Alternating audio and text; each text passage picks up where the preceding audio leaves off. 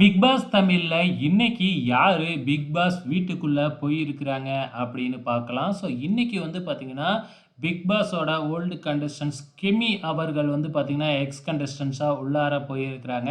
So இவங்க வந்து ஒரு 30, 40வது நாள்லயே எலிமினேட் ஆயிட்டாங்க.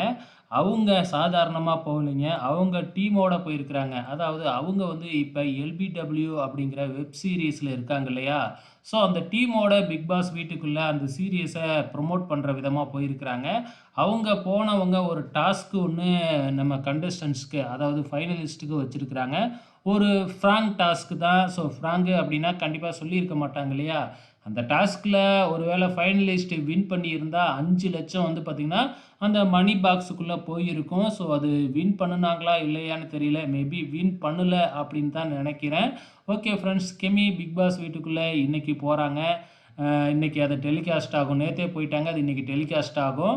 ஸோ என்ன பண்ணியிருப்பாங்க? என்ன மாதிரியான டாஸ்க் ஃப்ராங்க் பண்ணியிருக்கிறாங்க? அப்படிங்கிறத பொறுத்திருந்து பார்க்கலாம்.